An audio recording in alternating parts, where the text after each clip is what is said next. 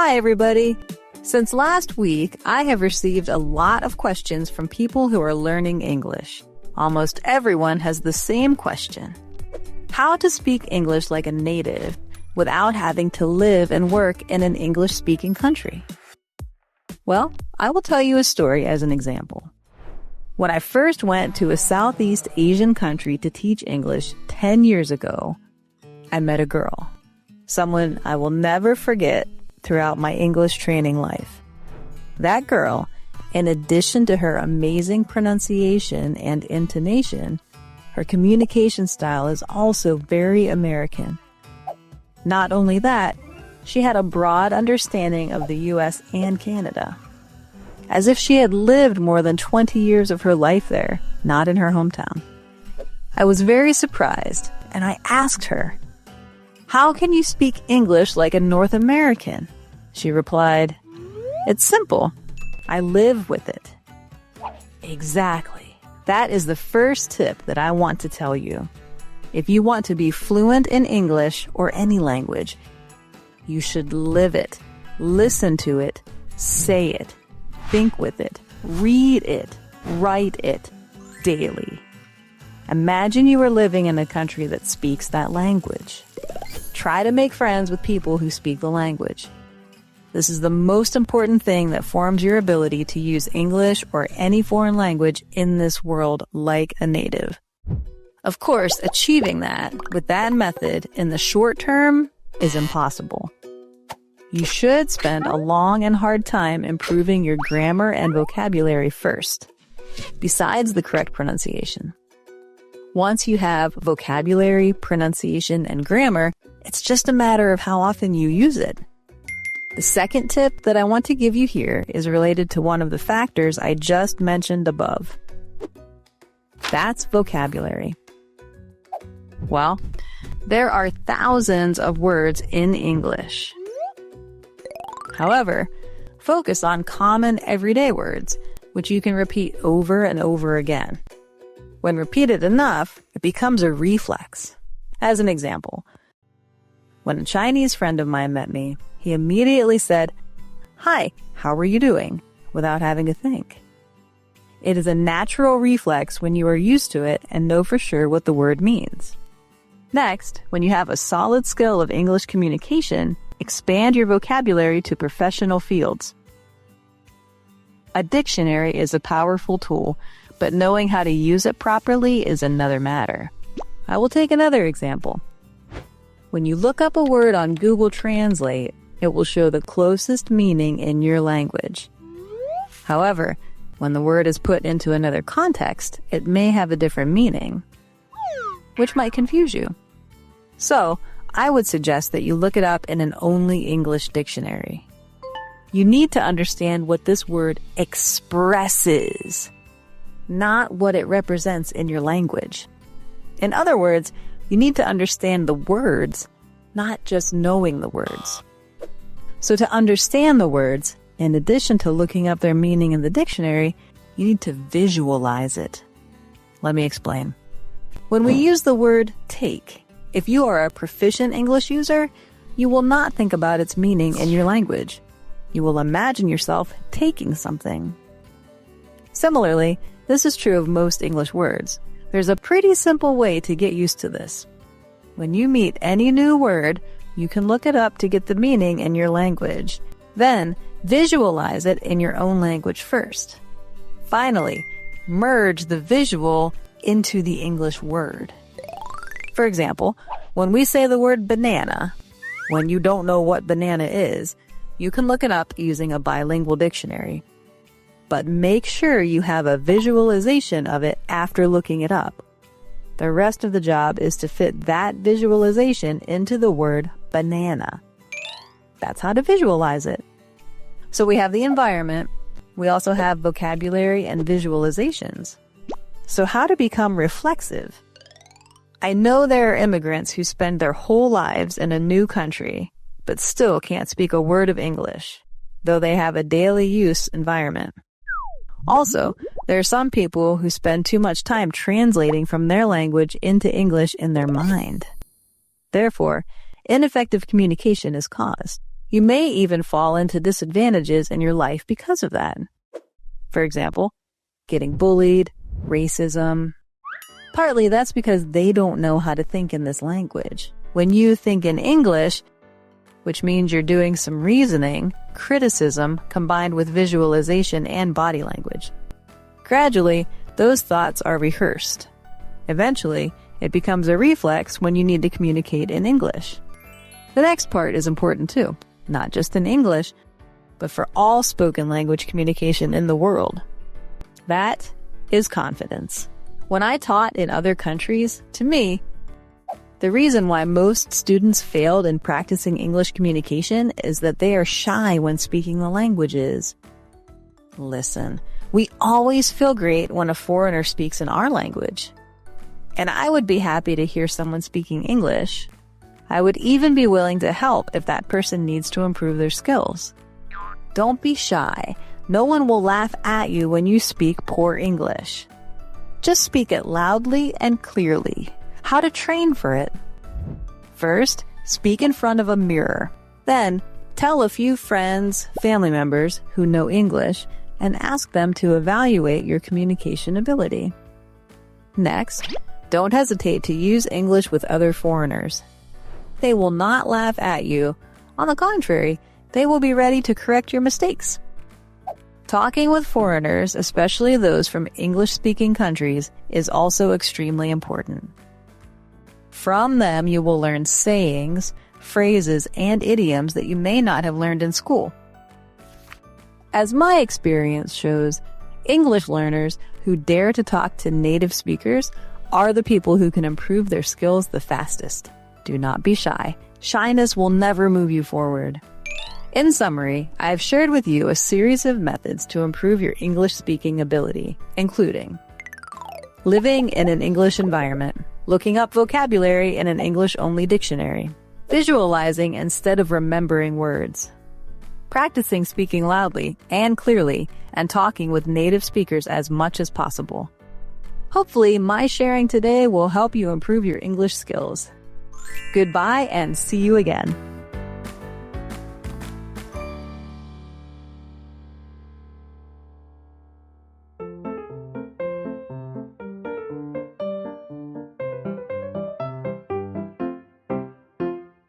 Hola, Amy. Over here. Good afternoon, Noah and David. Hi, how are you doing, Amy? I'm doing very well, thank you. I'm very excited to our meeting at the English Club today. Yeah, me too. I heard Chris will be the speaker of our meeting. No way! Chris Milton, the senior student who won the English Championship contest? That's her. David, are you joking? No, I'm not. Noah, please back me up on this. David is right, Amy. We will get a chance to talk with Chris in no time. Wow, Chris is a superstar. Her English is so natural and perfect. Agreed. She's my idol. I heard she has a very wide vocabulary. And there were rumors that Chris is a vocabulary master. They said she knows every single English word. That's very impressive. Oh, the bell is ringing. It's time. Let's hurry up, friends. We will not want to miss a moment at the club. Exactly. I can't wait. Let's go.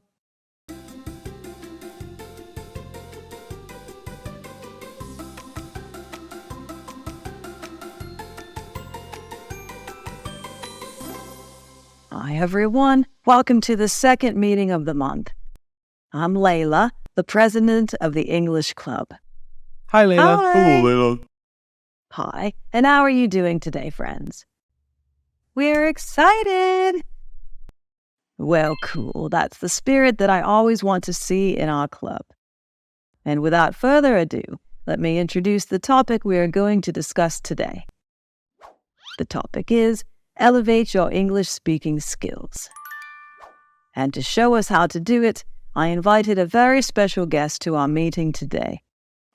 Now let's give the floor to Chris Milton, the winner of English Championship Contest 2 years in a row. Good afternoon, Chris. Welcome to our club. Hi, Layla and friends. Thank you for having me here today. Today, I want to talk about something that many language learners face. Please feel free to tell me what your difficulty is when it comes to speaking English. Yes, please. I think the most difficult part is vocabulary. Okay, you are right. Words are a very small unit, but they play a big role in learning language. Without words, we can't piece things together. We can't form a proper sentence or conversation. Any other difficulties in speaking English? My problem is, how to say, I think I have a good vocabulary, but not being able to use it effectively. I totally got you, friend. We often work hard to learn new words and phrases, but do we actually use them? Do we apply them into our everyday conversations, or do we mostly stick to familiar and simple words? That's true, Chris. I often find myself struggling to use the new vocabulary I learn. It's frustrating because I know the words, but I can't seem to use them naturally. I completely understand. There are a few reasons why this happens. Firstly, many of us learn languages passively, just through reading or listening. But for effective language learning, we need to engage our ears, mouths, and eyes. We should learn through listening, speaking, and observing images before diving into writing. That makes sense. So, what can we do to improve our ability to use new words? Well, one important thing is to learn vocabulary in context. Instead of learning individual words, try to learn them in phrases or sentences. This way, you understand how they are used in real-life situations. That's a great tip. I'll definitely try to put more phrases into my vocabulary practice. Another helpful practice is to focus on specific topics when learning vocabulary. By studying words related to a particular subject, you'll be better prepared to use them in conversations on that topic. Wow, I have never thought about that. So, instead of learning random words, I should just choose a topic and learn words related to it. Exactly. It could be anything you're interested in, like sports, travel, or even cooking. This way, you build a library of relevant words and phrases that you can use when discussing those topics. I'll start doing that. It sounds like a more organized approach to learning vocabulary. Great. Additionally, reading newspapers and watching English videos is a great tool too. By doing those activities, you expose yourself to different vocabulary. Chris is right, but I want to add another benefit of this method. Reading newspapers and watching English videos will help you understand how words are used in context. So true. Wow, I'll make it a habit to read English articles and watch videos regularly. Wonderful. Lastly, one effective method I always suggest is to use a new word as soon as you learn it. Whenever you come across a word, find its meaning and use it in a sentence of your own. Make sure to use that word at least once during the day. That's a practical approach. I'll try to actively use new words rather than just memorizing them. That's wonderful. Remember, it's okay to make mistakes. Try to speak English as much as you can, even if you make mistakes. And always take a moment to think before you speak, so you can master the new vocabulary you've learned. Thank you so much, Chris. These tips are really helpful. I feel more motivated to improve my English speaking skills now. You're welcome. I'm glad I could help. Remember, practicing every day, even for a few minutes, can make a big difference. Keep at it, and you'll see progress in no time. That's very inspiring, Chris. In my case, I often practice speaking English to myself about my daily activities, my thoughts, and ideas. True, Layla. Or you can come to the English Club, practicing your speaking with all of us here. You know, studying in a group can bring up so many benefits too. Absolutely. David, Noah, and I often have conversations in English. We help each other spotting mistakes and give each other solutions. That's a dream team you have. Lastly, everyone, please remember, practice makes perfect. We will definitely keep that in mind. Thank you. Thank you so much, Chris. Thank you again for your guidance. No problem at all. We're all here to support.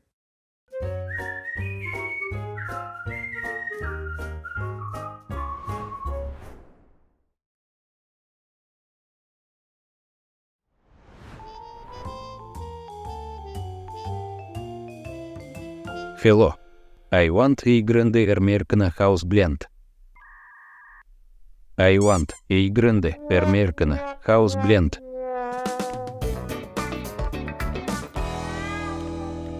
Hello, learners. I'm Teacher Jessica, and today we're diving into a topic many of you have asked about. Have you ever wondered why, despite all your efforts, you might still sound a bit different from native English speakers? Well, you're not alone. When I tried to study Korean to understand BT's song, I got the same problem. Together, we'll explore 8 common reasons why English learners struggle to sound like natives. By the end of this video, you'll have practical tips to bring your English speaking closer to that of a native speaker. So grab your notebooks and let's dive right in. 1. Phonemic awareness. Imagine you know how to play a song on the piano, but one day, someone gives you a guitar and asks you to play the same song. The notes are there, but they sound and feel different on the guitar. Just like the piano and the guitar, English has some sounds or notes that might be new to you because they don't exist in your language. These new sounds can be a little tricky to say at first, but with practice, you can learn to play them just right. 2. Intonation patterns. Have you ever been on a roller coaster? Notice how it goes up and down, creating a fun ride. Our voice does something similar when we speak. It rises and falls. Each language has its own unique roller coaster ride. Sometimes, when learning English, we might use the ups and downs from our language, which can sound a bit different to native English speakers. It's like trying to fit a piece from one puzzle into another. It might not fit perfectly at first, but with practice you can learn the right pattern. 3. Stress patterns.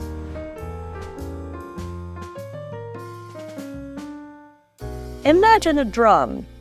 Sometimes you tap it softly, and other times you hit it with more force to create a louder sound. In English, words are like that drum. Some parts of the word are said more loudly, like a strong drum beat, while others are softer. For example, in the word photo, we stress the first part, but in photographer, we stress the second part. Saying these stresses correctly helps you sound more natural in English. Just like music, getting the rhythm right can make a big difference. So, remember to give some parts of words their special drum beat. 4. Influence of first language. Imagine you're making pizza, but accidentally use some ingredients from sushi like seaweed or raw fish. It might still taste good, but it's not a typical pizza. Our native language is like the ingredients we know well from our favorite dish. When we learn English, sometimes we might use ingredients or ways of speaking from our own language. This can make our English sound a bit different, just like the sushi pizza. Being aware of these extra ingredients can help us make our English sound more like what native speakers are used to. But remember, every language mix adds its own unique flavor, and that's okay. 5. Exposure. Imagine you are an artist, and you want to paint a beautiful picture of sunrise, but you've never seen a sunrise before. If you haven't seen a real sunrise, your painting might look very different from what it actually looks like. If you don't often listen to native English speakers, it might be challenging to understand the exact colors and shapes of the language. To paint your English conversations beautifully, try to see as many English sunrises as possible. Listen to English songs, watch English movies, or even listen to podcasts. The more you expose yourself to native English speakers, the better your painting will be. Remember, every stroke of brush brings you closer to creating a masterpiece in English. 6. Vocabulary usage.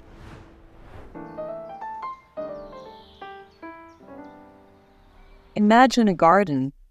In this garden, there are many unique flowers, some common and some very rare. Speaking English is like picking flowers for a bouquet. Native speakers sometimes pick colorful, unique flowers.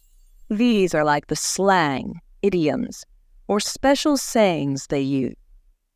If you only use the common flowers or formal words, all the time your bouquet or conversation might lack some variety. It's still beautiful, but might seem a bit formal for a casual chat. For example, if someone says it's raining cats and dogs, they mean it's raining heavily, not that animals are falling from the sky. Such phrases add color and fun to conversation. To sound more natural in English, try adding a mix of different flowers to your language bouquet. Learn a few slang words or idioms, and you'll fit right into casual chats with native speakers. 7. Fear of making mistakes.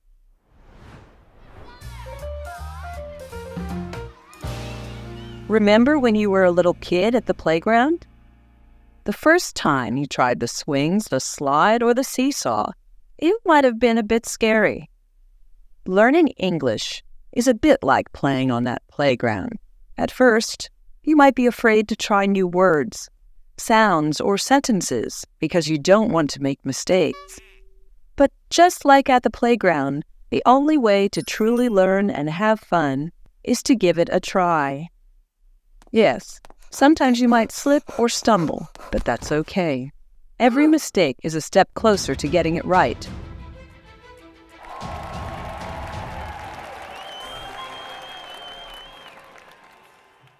So, don't be afraid to play with the language, experiment with sounds, and enjoy the learning journey.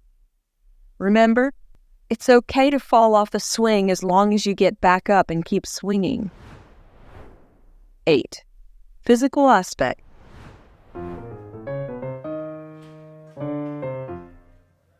Think of learning to speak English as going to the gym, but for your mouth. Just like our arms and legs have muscles that we train in the gym, our mouth, tongue, and lips have muscles too. And they need training to produce some English sounds that might be new. In your language, you might use certain mouth moves regularly, but in English, there could be new moves or sounds. It's like trying a new exercise for the first time. Just as you would practice a new exercise to get it right, practicing English, sounds can help train your mouth muscles. Over time, with enough workouts, your pronunciation will get stronger and clearer. So keep exercising those mouth muscles, and soon you'll be a pronunciation champion. That's the end of the video. Thank you for watching. Remember to practice English every day to improve your skills. Watch the video at least 3 times a week and repeat daily conversations to improve your listening and speaking skills fast. Try to mimic the intonation and pronunciation in the video to enhance your speaking fluency and pronunciation. Don't forget to like, share, and comment on my video. Please subscribe to the Learn English with Jessica channel to watch more helpful videos.